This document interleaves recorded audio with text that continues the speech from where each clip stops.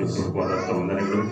ಇಲ್ಲಿ ಕುಂತಿರೋರು ಬೇರೆ ಯಾರಲ್ಲ, ಅಣ್ಣಂದ್ರೇ ಎಲ್ಲ ಸಂಬಂಧಿಕರೇ, ನನ್ನ ಸಣ್ಣ ಮಕ್ಕಳಿಂದ ನೋಡಿದಂಥವ್ರಿಗೆಲ್ಲ ಎಲಿಶಣ್ಣ ಆಗಿರ್ಬೋದು, ಮನೆಯವರಾಗಿರ್ಬೋದು, ಮತ್ತು ನಮ್ಮ ವಿನಯನ ಆಗಿರ್ಬೋದು, ಇವರೆಲ್ಲ ನನ್ನ ಸಣ್ಣ ಹುಡುಗರಿಂದ ನೋಡಿದಂಥವ್ರೆ.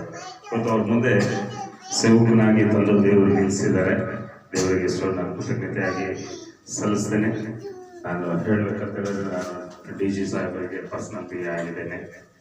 ಇವತ್ತು ಕರ್ನಾಟಕ ಸ್ಟೇಟಲ್ಲಿ DG ಸಾಹೇಬ್ರಂದರೆ ರಿಕ್ರೂಟ್ಮೆಂಟ್ DGP ಉಮೇಶ್ ಕುಮಾರ್ ಸಾಹೇಬ್ರವರು, ಅವರಿಗೆ ಪರ್ಸನಲ್ ಆಗಿದ್ದೇನೆ ಇವತ್ತಿನ ದಿನ. ಅದು ದೇವರು ಕೊಟ್ಟಂಥ ಭಾಗ್ಯ. ಅದರಲ್ಲೂ ಸಹ ನಾನು ಸೇವೆಯನ್ನು ಮಾಡ್ತಿದ್ದೀನಿ. ಅದಕ್ಕಿಂತ ಮುಂಚಿತವಾಗಿ ಈ 18 ವರ್ಷದ ಆ್ಯನಿವರ್ಸರಿ ಮಾಡ್ತಿರೋದು ಒಂದು ದೊಡ್ಡ ವಿಷಯ. ಯಾಕೆಂದರೆ ದೇವರು ಮಾಡಿದಂಥ ಕಾರ್ಯಗಳಿಗೆ ನಾವು ಕೃತಜ್ಞತೆಯನ್ನು ಸಲ್ಲಿಸಬೇಕು. ಅದು ಸಲ್ಲಿಸಿದ ಒಂದು ಮನುಷ್ಯನೇ ಅಲ್ಲ ಅಂತ ಹೇಳುತ್ತೆ. ದೇವರು ಮಾಡಿದಂಥ ಮೇಲಿಗೆ ನಾವು ಸಲ್ಲಿಸಲೇಬೇಕು. ಅವಾಗ ಡ್ಯಾನಿಯಲ್ ಮಂಚವರು ಅವ್ರಿಗೂ ನನಗೆ ಅಷ್ಟು ಇದಾಗಿ ಪರಿಚಯ ಇರಲಿಲ್ಲ.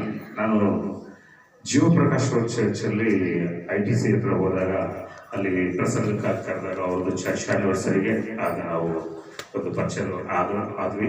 ಅನಂತರ ಅವರು ನನಗೆ ಏನು ಹೇಳಿದ್ರು ಅಂದರೆ, ನಾನು ನಿಮ್ಮ ಬಂಧುಗಳಿಗೆಲ್ಲ ಎಲ್ಲರೂ ನನಗೆ ಗೊತ್ತು, ನಿಮ್ಮ ಅಕ್ಕ ತಂಗಿಯಂದ್ರೆಲ್ಲರೂ ನನಗೆ ಗೊತ್ತು, ಅದರಲ್ಲೂ ನಮ್ಮ ಅಕ್ಕನ ಮಕ್ಕಳಿಗೆಲ್ಲ ನಾನು ಸಂಡೇ ಸ್ಕೂಲು ಪಾಸ್ಟರ್ ಆಗಿದ್ದೆ ಅಂತ ಹೇಳಿದ್ರು. ಭಾಳ ಸಂತೋಷ ಆಯಿತು.